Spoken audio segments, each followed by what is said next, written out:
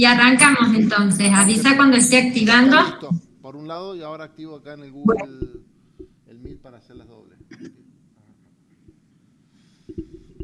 Yo no puedo grabar desde el Meet, pero bueno, estoy grabando con el otro software. ¿Bien? ¿Listo?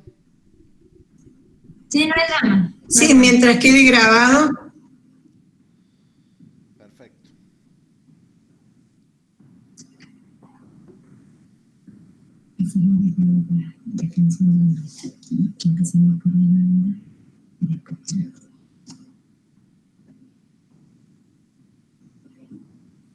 Bueno, ¿Listo? Listo. ¿Está listo, Juan? ¿Está listo? Bueno. a ver chicos, empecemos con lo que sería la bolilla 2. En la bolilla 2 empezamos a ver uno de los participantes del mercado. En esta bolilla solo vamos a ver la demanda y la elasticidad de la demanda, y ya en la bolilla 3 vemos el otro participante del mercado, que es la oferta. Cuando hablamos de mercado hablamos de una institución o de un lugar abstracto, por así decirlo, porque tengan en cuenta que el mercado es donde se intercambian bienes y servicios. Lo que vemos ahora es una de las partes que intervienen en ese intercambio, que es la demanda, es decir, quienes compran bienes y servicios. A partir de acá les vamos a preguntar qué dudas tienen con respecto a lo que es la demanda.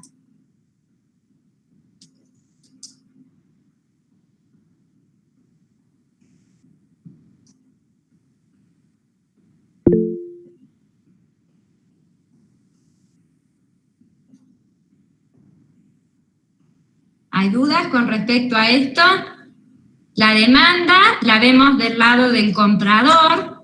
La demanda es la cantidad de un bien que se desea y se puede comprar a los distintos niveles de precio. Esa es la demanda. La cantidad que se desea y se puede comprar de un bien a un determinado nivel de precio. Es decir, que cuando hablamos de la demanda, hablamos de quien compra, ¿sí? Y ustedes habrán visto ahí que la demanda depende de distintas variables. ¿Tienen duda con respecto a esto? De mi parte no, profe. Bien. Ahí a lo mejor cuando ustedes ven la demanda, les habla de que el análisis de la demanda se hace en función a un mercado de competencia perfecta. Eso lo vamos a ver, lo que es un mercado de competencia perfecta, lo vamos a ver en la bolilla 4, pero básicamente todo lo que ustedes ven acá de la demanda tiene que ver con un mercado donde hay muchos compradores y muchos vendedores, a tal punto que cada transacción es ínfima con respecto al total de las transacciones, entonces nadie tiene poder para determinar el precio. El precio justamente se determina por la oferta y la demanda.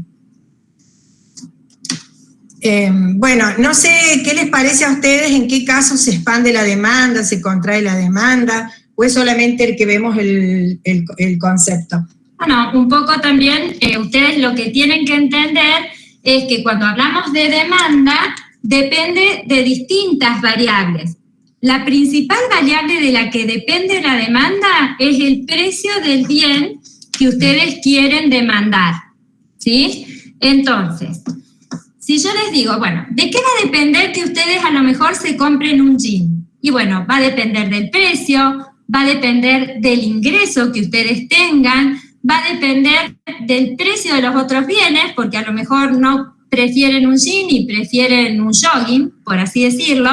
Es decir, que cuando nosotros hablamos de la demanda de un bien, va a depender de distintas variables. Fundamentalmente, el precio del bien, el ingreso, el precio de los otros bienes que están relacionados, ¿sí? El gusto, la moda, es decir, que la demanda de un bien depende de una serie de variables. Nosotros vamos a ver qué pasa con la demanda de un bien cuando varía el precio del bien. Esta es la principal variable de la que va a depender la cantidad demandada, ¿sí? ¿Y qué es de esperar? Ahí ustedes en el apunte tienen que aplicar la condición ceteris paribus. ¿Qué quiere decir? Que nosotros vamos a analizar qué pasa con la demanda o la cantidad demandada de un bien cuando cambia el precio solamente del bien. Y considero, cuando se impone esta restricción ceteris paribus, que todas las demás variables están fijas. Es decir, yo voy a analizar cuánto voy a demandar de un bien en función del precio del bien, pero voy a considerar que el precio de los otros bienes está fijo, que el ingreso está fijo, es decir, que las demás variables permanecen constantes. Solamente analizo estas dos variables, la cantidad demandada ante los distintos niveles de precio. Entonces, por ejemplo, si yo les digo, bueno, ¿cuánto vamos a demandar ustedes como estudiantes? Supongan que tienen, no sé, un determinado ingreso por mes y quieren comprar factura. Si queremos plantear cuánto es la demanda de lo que ustedes van a consumir en factura durante ese mes, podemos decir lo siguiente. Si las facturas valen 200 pesos, por ejemplo, la docena, es de esperar que yo en el mes consuma 8 docenas de factura, me compre 2 docenas por semana, por ejemplo. Si las facturas aumentan durante el mes, por ejemplo, de 200 pesos, aumenta el precio de las facturas a 400, es de esperar que van a comprar más o menos cantidad de facturas en el mes. ¿Qué les parece? Menos cantidad. Menos cantidad. Y esa justamente determina la ley de la demanda, que es casi un comportamiento generalizado. Se da, como hablábamos en la clase anterior, la ley de la demanda se da en casi todos los casos, pero no es algo absoluto en economía. Entonces, si aumenta el precio de un bien, es de esperar que ustedes demanden más o menos de ese bien. Si aumenta el precio, ¿voy a comprar más o menos unidades si mi ingreso está fijo? Menos. Menos. Esa es la ley de la demanda. Aumenta el precio y disminuye la cantidad demandada. O al revés, si baja el precio, voy a aumentar la cantidad demandada. Esa es la ley de la demanda, ¿sí? Y esa relación inversa que existe entre el precio y la cantidad demandada, aumenta el precio, disminuye la cantidad demandada, es lo que se denomina la relación inversa, la ley de la demanda. Y hace que si yo grafico esa curva de la demanda o esa relación entre la cantidad que voy a demandar a los distintos niveles de precio, si yo lo grafico en un sistema de coordenadas cartesianas, voy a ver que la curva de la demanda tiene una pendiente negativa. Es decir, que es una curva que decrece. ¿Por qué? Porque mientras más alto es el precio, menor van a ser las cantidades demandadas. Al revés, si el precio es bajo, voy a aumentar las cantidades demandadas. Entonces lo habrán visto ustedes cuando leyeron que la curva es descendiente. La curva tiene una pendiente negativa. ¿Por qué es negativa? ¿Por qué es descendiente? Porque aumenta el precio y disminuye las cantidades demandadas. ¿Se entiende esto de la demanda y la relación que existe entre la cantidad demandada y el precio del bien? Sí, profe. ¿Entienden? Entonces, cuando cambia el precio del bien que estoy considerando, siempre me voy a mover en la misma curva. Y esta curva va a ser negativa. Ahora, también lo que puede ocurrir es que el precio de las facturas esté constante, voy a cambiar mi condición, y ahora voy a analizar qué pasa cuando cambia el ingreso de las personas. Entonces, si yo tenía que a 200 pesos compraba con un determinado nivel de ingreso 8 docenas de facturas al mes, si yo ahora cambié de trabajo y tengo un ingreso más alto, es de esperar que a ese nivel de precio de 200 pesos ya no voy a estar dispuesto a comprar 8 docenas de facturas porque me gustan mucho las facturas y porque tengo mucho más ingreso, entonces ahora voy a comprarme en el mes 12 docenas de facturas. Entonces, ¿por qué es importante esto? Porque cuando cambia una variable distinta al precio del bien que estoy considerando, por ejemplo, tengo más ingreso, ya no me voy a mover en la misma curva original en la que determino precio y cantidad, sino que voy a tener una nueva curva de demanda, es decir, un desplazamiento de la curva de la demanda hacia la derecha. ¿Sí? ¿Qué es lo que quiero entonces que ustedes entiendan? Porque esto es pregunta de parcial. Cambios en la cantidad demandada se da porque cambia el precio del bien, en este caso de las facturas. Entonces ahí me estoy moviendo siempre en la misma curva. Ahora, cuando cambia una variable distinta al precio del bien, como puede ser el ingreso, como puede ser otros bienes, voy a tener nuevas curvas de demanda. Eso se llama cambio de demanda. Y ustedes lo tienen bien clarito en los apuntes, lo que es el desplazamiento en la misma curva cuando cambia el precio del bien que considero o cuando se desplaza la curva, que eso me está provocando un cambio de demanda, una nueva curva de demanda, que puede ser que aumente o que disminuya, ¿sí? Esos cambios en la demanda se dan porque cambian las variables distintas al precio. El ingreso, el precio de un bien sustituto, complementario, porque cambia la moda, entonces ya no me muevo en la misma curva, sino que me voy a mover en otra curva distinta. ¿Sí? No sé si tienen dudas con respecto a esto. Con respecto al gráfico de la curva.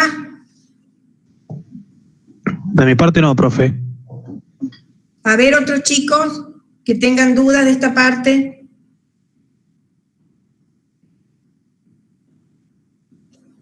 Chicos, anímense a preguntar si estamos acá para tener una charla. Esto más que una clase es una charla para guiarlos a ustedes en la lectura, simplemente eso. Y pueden tener una y mil dudas, como todos los días tenemos nosotros también cuando a medida que uno va viendo otras cosas, ¿no? De la economía. No se preocupen si tienen que preguntar. Aprovechen la clase.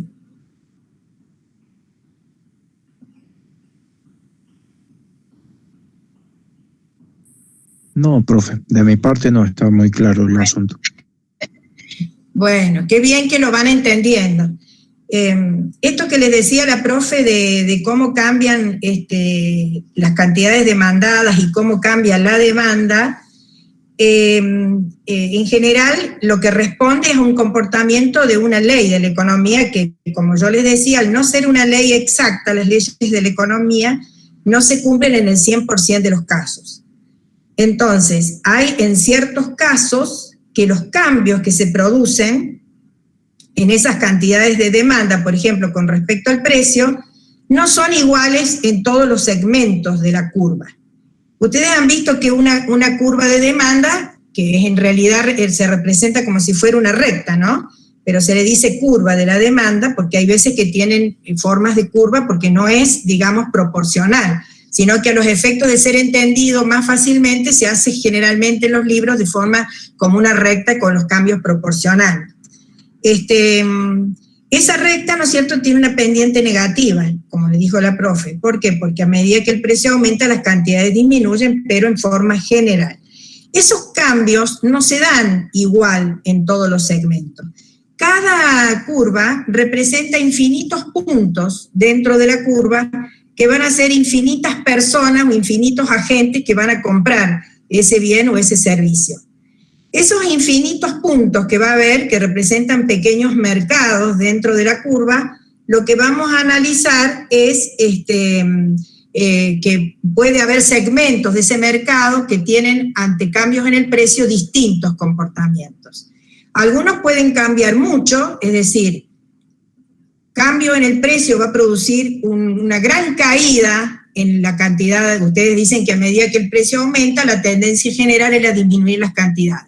Entonces, en algunos puntos de ese mercado podría ocasionar que el precio cambia, es decir, aumenta el precio, y la caída en las cantidades demandadas son mucho más sensibles que en otros tramos del segmento.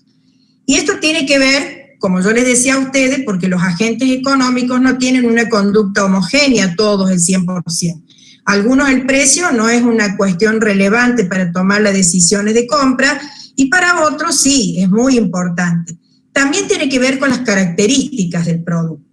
Entonces, esa cantidad que cambia, que responde las cantidades demandadas con respecto a cambios en el precio, se conoce con el nombre de elasticidad, que vendría a ser la sensibilidad que tiene la demanda frente a cambios en el precio. La sensibilidad significa todo aquello que a mí me hace responder de alguna manera. Cuando me hace responder de manera mucho más proporcional que lo que me modificó el precio, es muy sensible esos cambios, muy elástico. La palabra lo dice, digamos, lo asemeja a un elástico, que el elástico es flexible. Entonces, a mayor sensibilidad, ese elástico se estira más, cambia más la cantidad demandada. Lo que les quería decir también, que va a haber distintos tipos de elasticidades. Vamos a trabajar con la elasticidad primero, precio de la demanda, que quiere decir la sensibilidad de la cantidad demandada ante cambios en el precio. Esa sensibilidad puede ser, como yo les decía, escasa. Para este caso, la curva va a tener una inelasticidad, va a ser inelástica, es decir, va a tener muy poca sensibilidad ante cambios en el precio. Puede ser elástica, es decir, que cambia en la misma proporción la cantidad demandada que lo que cambia el precio, o puede ser elasticidad, digamos, más que unitaria, ¿no? Es elástica, unitaria, cuando es la misma proporción, e inelástica. Inelástica, ese cociente, que ya les voy a explicar cómo se forma, nos va a dar menor a 1. Unitaria nos va a dar el resultado igual a 1. Y elástica nos va a dar como resultado un cociente mayor a 1. Muchas veces las elasticidades, además del precio, tienen que ver con el tipo de bien. Supónganse que ustedes están en un mercado donde hay un bien que no tiene demasiados sustitutos. Por ejemplo, están en una población donde solamente hay posibilidad de consumir carnes rojas. No hay posibilidad de tener carne de pollo ni de pescado. Entonces allí, al no tener productos sustitutos cercanos, si se modifica el precio de la carne roja o carne de vaca, supónganse en este caso, no va a haber mucha posibilidad de poder trasladarse hacia el consumo de carnes blancas, es decir, de pollo y de pescado, por la sencilla razón de que no hay productos sustitutos. Entonces, la carencia de productos sustitutos sean menores, es decir, nos vamos a encontrar con productos de una elasticidad menor a 1. Y también, en ese caso, tiene mucho que ver la posibilidad de poder elegir. El consumidor tiene una gran, digamos, beneficio cuando uno encuentra un mercado donde hay muchos productos sustitutos, que dicen que es el poder de compra del consumidor, porque él con su conducta puede hacer que, si se destina sus recursos a comprar esos otros productos que no han aumentado tanto de precio, logra que el producto que había aumentado de precio pueda buscar un nuevo equilibrio al disminuir el precio. Entonces, si son productos que tienen sustitutos cercanos, tienden a tener, digamos, elasticidades, inelasticidades. Y si no tienen productos cercanos sustitutos, tienden a ser inelásticos. Y si son productos de primera necesidad, también. Supónganse que uno, si aumenta el precio en este periodo inflacionario que tenemos, va a dejar de consumir primero que las revistas, las salidas, es decir, aquellos bienes que puedo prescindir de ellos. Pero si yo tengo en un hogar una familia con niños, no voy a poder sustituir, va a ser lo último que voy a hacer, por ejemplo, la leche o la carne o el pan. Si cuando son productos de primera necesidad son menos elásticos que en otro tipo de productos, ¿no? Lo que les puede resultar a ustedes es el cálculo, de que lo van a ver en el práctico, de la elasticidad precio de la demanda. Fíjense que van a partir siempre qué pasa cuando baja el precio. Cuando baja el precio, tienen que fijarse qué proporción bajan las cantidades. Allí entonces lo van a aprender a calcular, que va a ser ese porcentaje, ¿no es cierto? Es la variación porcentual de la cantidad demandada con respecto a la variación porcentual del precio. Eso lo van a aprender a hacer en el práctico. Si esa variación porcentual dividido de las cantidades, dividido la variación porcentual del precio, como les dije, da menor a 1, eso va a ser inelástico. Si da igual a 1 va a ser unitario, y si da mayor a 1 va a ser elástico. También hay otro tipo de elasticidades que podemos nosotros estudiar, que es la elasticidad cruzada de la demanda. Cuando yo estoy analizando, ¿no es cierto?, cómo se comportan las cantidades de un bien, que voy a llamar I o J, cuando yo le cambio el precio de otro bien, ¿no? Entonces, allí me va a dar la pauta si esos bienes son complementarios o sustitutos. Ustedes pongan el caso que aumente el precio de la nafta. Si aumenta el precio de la nafta, es probable que va a disminuir la demanda de automóviles que anden a nafta. Entonces, cuando hay esa relación inversa entre el cambio del precio de un bien y la cantidad demandada de otro bien, esos bienes son complementarios, porque tienen que estar, como dijimos en la clasificación de bienes en la clase anterior, la profe les dijo que tienen que estar presentes para satisfacer una misma necesidad. Entonces, si el auto es a nafta, sin nafta no anda el auto. Y si el insumo principal aumentó de precio, la cantidad demandada del automóvil va a disminuir. Cuando esas relaciones son inversas, digamos, el aumento en el precio de un bien produce la disminución en las cantidades adquiridas de otro bien, nos encontramos frente a bienes complementarios. En cambio, si yo aumento, supónganse, el precio del pasaje de colectivo, y me aumenta la demanda de bicicletas, quiere decir que esos bienes son sustitutos. ¿Por qué? Porque tienen relación directa. Aumenta el precio del pasaje de colectivo, entonces va a haber una mayor demanda de un bien que puede reemplazar la satisfacción de una necesidad de la misma manera que el colectivo, que es el ir en bicicleta a mi trabajo o a mi estudio. Entonces, las elasticidades cruzadas sirven para saber la relación entre los bienes, si esos bienes son complementarios o son sustitutos. Y después nos queda la elasticidad ingreso, es decir, cómo se modifica la cantidad demandada frente a cambios en el ingreso. Como la profe les decía recién, si el ingreso aumenta, es probable que las personas van a demandar más de ese bien. Ese es el comportamiento generalizado. Puede que otras personas demanden menos de ese bien si su ingreso aumenta. Supónganse, nosotros tenemos problemas del ingreso y vamos tratando de que nos rinda nuestro sueldo hasta fin de mes. Entonces compramos poca carne, porque es cara la carne, y vamos mezclándolo con fideos, con polenta, con arroz, cosas que me sustenten, aunque no sean de mucho valor nutritivo. Si logro un aumento, un ascenso en mi trabajo, dejaré de comprar menos fideo, menos polenta, y podré comprar más carne. Entonces, en ese caso, cuando a mí me aumente el ingreso y me disminuye la compra de otro bien, en ese caso tiene que ver los signos. Si el signo me da positivo, si el ingreso aumenta, me disminuye el consumo, eso me va a dar un signo negativo. Si el signo es negativo, quiere decir que esos bienes eran inferiores. ¿Por qué? Porque al aumentar el ingreso los dejo de consumir.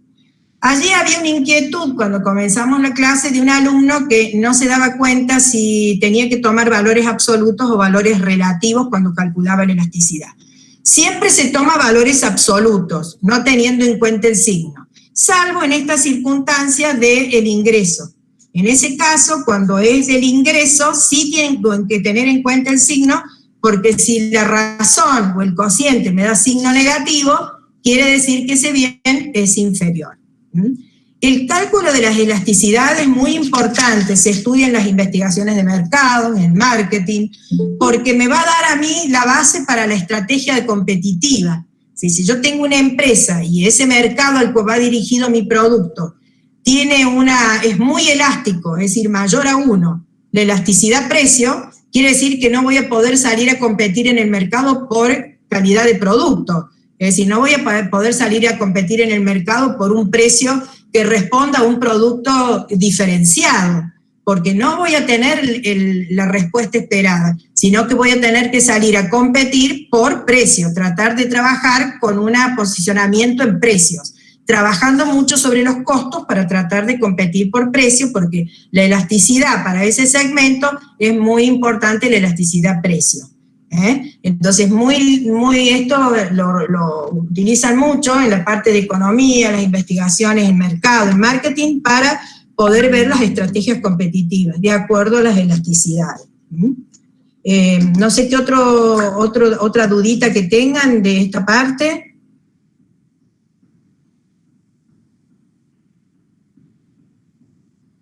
Allí en los apuntes que nosotros le hemos escaneado, que es del libro, tienen algunas partecitas que dice sí, otras partecitas que dice no, porque, bueno, no los podemos estar cortando, pero limítense a aquellos textos donde le hemos puesto sí, que es lo que nosotros vamos a tratar de darles, evacuarles las dudas y tomarle los parciales en función de eso.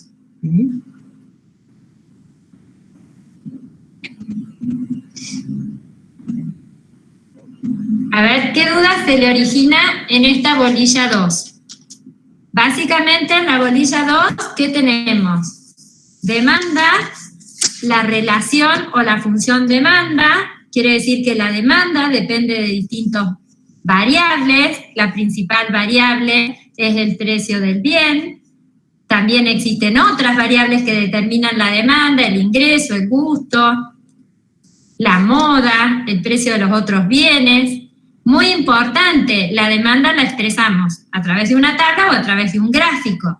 Si hacemos el gráfico, lo que estamos representando en ese gráfico son puntos ordenados que relacionan el precio con la cantidad demandada. La demanda tiene pendiente negativa por la ley de la demanda, relación inversa entre el precio y la cantidad demandada, y una vez que entendemos la demanda, tenemos que ver la elasticidad de la demanda. Esa elasticidad puede ser elasticidad precio, elasticidad ingreso, elasticidad cruzada, y es muy importante interpretar esa elasticidad. ¿Qué dudas le surgen? Esta es la bolilla 2. En un breve resumen.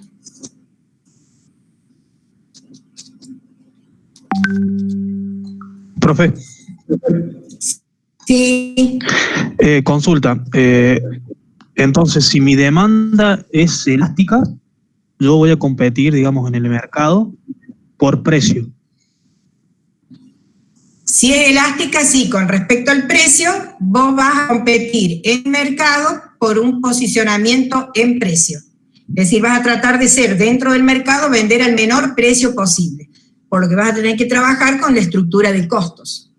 Perfecto. Para poder salir a competir. ¿Y si fuese inelástica? No, ahí tenés que diferenciarse por el producto. Vos viste que cuando uno va a comprar en algún supermercado, por allí ve el mismo producto, suponete las mermeladas, se me ocurre ahora las mermeladas. Vos viste que tenés mermeladas que tienen envase de cartón o de plástico, ¿viste? Bueno, ese frasco de mermelada seguramente va a valer menos, aunque el contenido sea el mismo, digamos, la cantidad, vale menos que una mermelada que venga en frasco de vidrio. Y por allí también tenés mermeladas que dicen mermeladas artesanales. Entonces, es el frasco de vidrio y le ponen una puntillita, le ponen un logo donde está, por ejemplo, el paisaje del lugar. Entonces, sí. Ahí, ¿qué le han hecho a ese producto? Le han agregado valor. Y va a haber segmentos de mercado demandantes que vamos a ir a las góndolas y yo directamente voy a ir a buscar la más barata. Pero si es un segmento de mercado que tiene una elasticidad precio mayor a 1, que es muy elástica, seguramente, ¿no es cierto?, va a ir a buscar eso, pero va a haber otro segmento de mercado, y muchas veces tiene que ver por barrio también, donde vos vas a tener más venta de la parte de esa artesanal, aunque valga más precio. Entonces vos sabés que si es un segmento donde lo relevante es la presentación, el tipo de producto, el valor agregado que le han colocado a ese producto, vos no podés salir con un producto barato y con una presentación medianamente, porque sabés que no vas a tener éxito. Por eso es muy importante el estudio de este tema. Perfecto, profe. Gracias.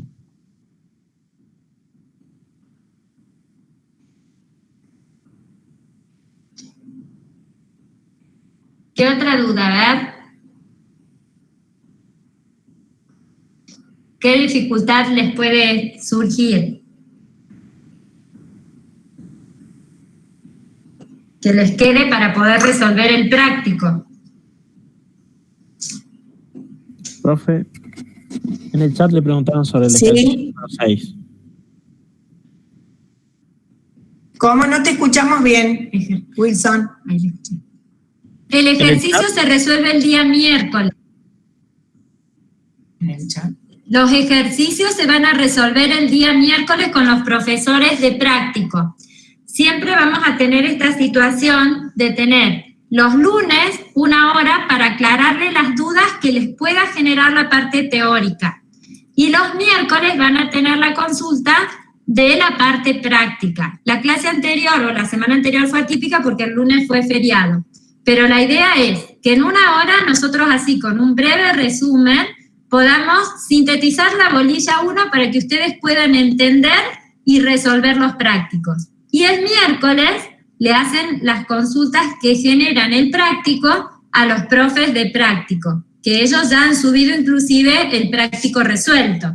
Por allí va a caer justo la casualidad que un lunes esté feriado, como nos pasó el lunes que pasó, que dio feriado, el anterior. Entonces vamos a tratar entonces allí que los días miércoles le vamos a dar 1 hora de consulta de teoría, como hicimos el miércoles ese que nos pasó esto, y la otra hora van a estar los profes de práctico. La idea es de no perder clases para poder llegar a ver la mayor cantidad de unidades dentro del programa. ¿Bien?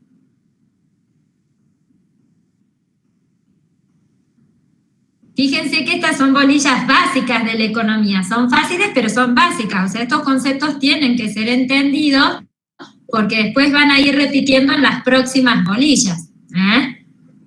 Por eso es que acá, más que ser una cuestión teórica, es de razonamiento, porque se van a empezar de alguna manera, se van a empezar a relacionar las distintas bolillas. Por eso es importante que entiendan. Y si ustedes, supónganse, en otras unidades tienen que graficar un modelo o una cuestión donde tengan que tener en cuenta el gráfico de la demanda, se van a tropezar, digamos, cuando la profe les ponga los datos en el sistema de ejes de coordenadas. Porque si no saben relacionar en forma inversa el precio con la cantidad, les va a salir para cualquier lado la curva. Entonces son conceptos que hay que internalizarlos y fijarlos muy bien.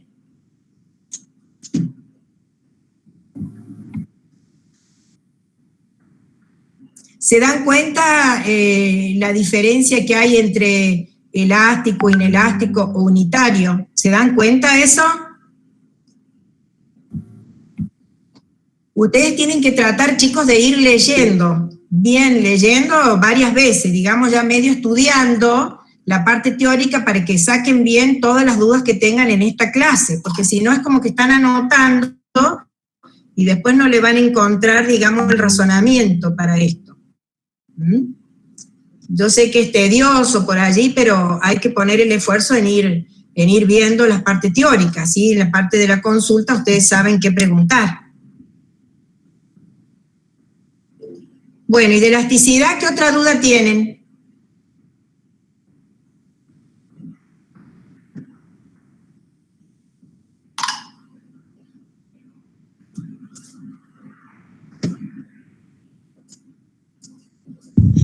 Profe, una consulta. Con respecto a cuando una empresa, por ejemplo, tiene que competir en cuestiones de precio, una reducción de costos fijos lleva a que la empresa pueda ofrecer el producto más barato y ser más competitivo en cuestión de precio, o una reducción en costos variables. Sí. Sé que me adelanté un poquito, pero ¿qué costo es el que mayormente influye en el precio a la hora de competir? Normalmente los costos fijos influyen mucho en el costo, pero acordate, bueno, no lo han visto todavía, pero para determinar el costo unitario de un producto va a influir el costo fijo y el costo variable. Entonces lo que hay que tratar es de reducir el costo unitario, y de manera tal que vos podés trabajar sobre el costo fijo y el variable. Lo que pasa es que el fijo, como su nombre lo indica, es difícil de manipular. En cambio, el variable, ¿no es cierto?, es más fácil de poder disminuirlo, el costo variable. Pero claro, pero vos tenés que tener muy en cuenta por allí que hay empresas que se incurren en costos fijos muy elevados y después no tiene salida ni siquiera el producto, una mala estrategia competitiva, y al no poder pagar y enfrentar los costos fijos, la empresa esa no tiene mucha expectativa de permanecer en el mercado, ¿viste? Porque los costos fijos los tenés que pagar sí o sí. Entonces tenés que trabajar sobre los dos. ¿Vos te das cuenta cuáles son los costos fijos? Seguramente, Marcelo, ya lo hiciste vos, Alex. Sí, pero los costos fijos...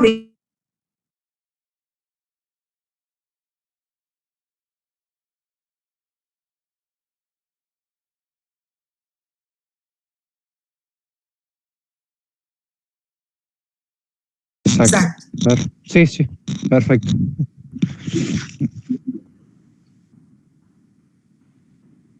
Nelly, hay 2 consultas en mensaje. Sí. A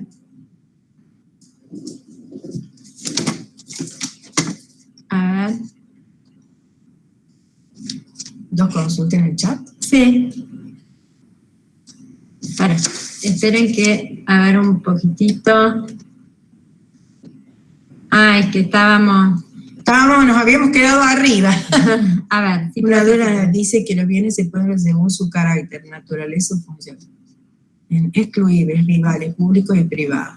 Bien. Eso, Julieta, que estás consultando de la bolilla 1, ¿cómo está, Julieta? Ahí, básicamente, hay distintas formas de agrupar a los bienes. Los bienes son los mismos, pero hay distintas formas de agruparlos. Cuando hablamos de bienes excluibles o rivales, los bienes excluibles o rivales son los bienes, básicamente, por los que hay que pagar un precio. Entonces, el hecho de pagar, que vos puedas disponer de ese bien, lo excluís del uso a otra persona, ¿sí? Y el bien público y el bien privado también es el que hay que pagar un precio y que ese precio que uno paga genera una exclusión. Hay quienes pueden pagarlo y hay quienes no. Distinto es el caso del bien público, ¿sí?, en donde el bien público normalmente no hay que pagar un precio, o se paga un precio irrisorio en donde todos tenemos acceso de alguna manera al bien público, ¿sí? En cuanto a la clasificación que vos hablás por su carácter, naturaleza o función, volvemos a lo mismo, son distintas formas de agruparlo. La clasificación fundamental es de acuerdo al carácter, lo que te determina si un bien es libre o económico, porque en economía nosotros usamos, o lo que le interesa a la economía, son los bienes en función de su carácter, el bien económico, es decir, el que es escaso en relación a las necesidades que satisface y por lo tanto hay que pagar un precio. Eso hace que sea un bien rival y un bien excluible y un bien privado, ¿sí? De acuerdo a su naturaleza o función, ahí son clasificaciones más generales en donde ya hablan si es un bien de capital o un bien de consumo o un bien intermedio o un bien final. Un bien de capital quiere decir que se lo utiliza para producir bienes y servicios. Un bien de consumo es el que está destinado a consumir, a satisfacer una necesidad, y otra forma de agruparlo sería como bienes intermedios, que le falta algún proceso para satisfacer una necesidad de consumo, o un bien final que está listo para satisfacer una necesidad. ¿Sí? Bueno, Gabriel, tu consulta con respecto a la leche como producto elástico. La leche es inelástico. Recordad que cuando son bienes de primera necesidad, la gente es lo último que puede renunciar a consumir, como el caso de la leche, la carne, el pan, te decía yo. Entonces, acá en este caso, la leche, ¿no es cierto?, es un producto que tiene tendencia a tener una elasticidad menor a 1, es inelástico el consumo. Pero se puede convertir en elástico, te voy a hacer al revés tu planteamiento. La leche generalmente es un producto de consumo inelástico. ¿Por qué? Porque es un bien de primera necesidad. Ahora, lo puedo convertir en elástico si yo le agrego a una diferenciación a esa leche. Por ejemplo, leche enriquecida con vitamina B1 o D1. Entonces, allí ya le voy a poder aumentar mucho el precio y va a haber personas que no la van a consumir. personas cuyo ingreso es medio bajo van a seguir consumiendo la leche común, digamos. Por eso, el producto de inelástico puede pasar a ser elástico cuando yo le agrego un valor que permita que aumente el precio por el valor ese agregado. O le cambio el envase, donde aparecen determinados aspectos en ese envase, que van a hacer que el producto, ¿no es cierto?, pueda acceder a aquel mercado que pueda pagar más precio por ello. Y, por ejemplo, como me decía, en Japón venden frutas de lujo, y bueno, ahí en ese caso, una fruta que es un consumo medianamente inelástico, pasa a ser elástico si yo le agrego algo de valor agregado. ¿Vos viste por allí cuando uno va a las verdulerías que hay nueces que vienen en todos unos paquetitos, o los arándanos que vienen en cajitas, y que eso le está agregando valor al producto y lo va convirtiendo de inelástico a elástico? El arándano en realidad es un producto no de primera necesidad, pero vamos a cómo lo vas convirtiendo a determinados bienes que al ser inelásticos pasan a ser elásticos, ¿no?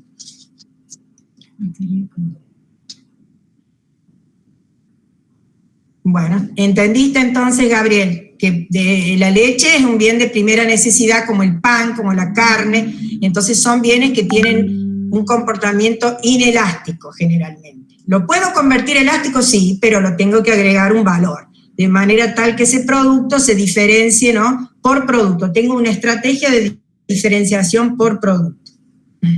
Ahí también Micaela pregunta si sería el packaging. Sí, el packaging es una forma de diferenciar los productos. Sí. De agregarle valor. Le genera más valor agregado.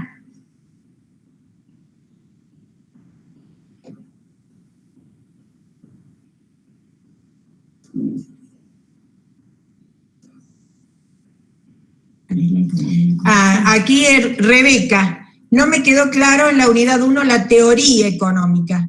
La teoría económica es la base de lo que representa una ciencia económica. Decimos que la economía es una ciencia porque está compuesta por un conjunto de leyes que han surgido ¿de qué? De hipótesis establecidas y analizadas esas hipótesis para ver si son verdaderas o falsas a través de un método, que es el método científico. Una vez que esas hipótesis se han comprobado que se cumplen en la realidad, se elabora una teoría, un cuerpo teórico donde se manifiestan leyes, conjunto de leyes, entre ellos lo que decía la profe, la ley de la demanda. Entonces un cuerpo teórico compuesto por leyes que surgen de esas investigaciones. Y bueno, en realidad la economía, como observa siempre la realidad, esa teoría responde a un comportamiento generalizado, como les decíamos a ustedes.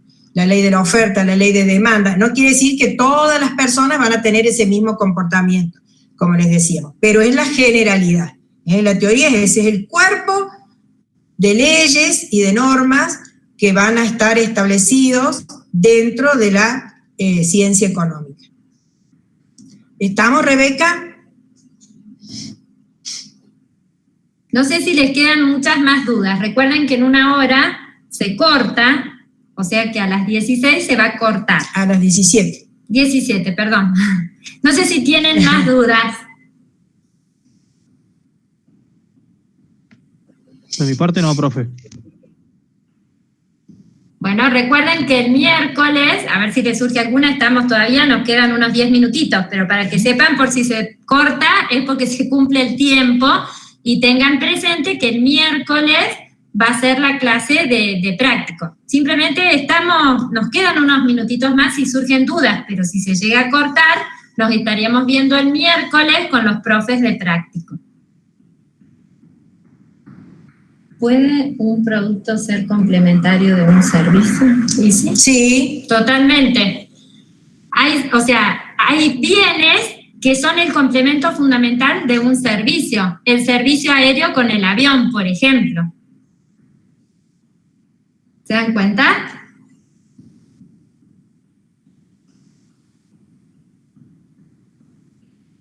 Hay bienes que son la base del servicio.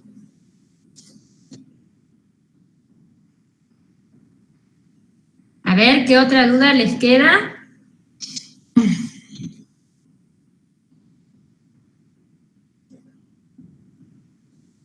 porque si ya no hay más dudas, ya los liberamos.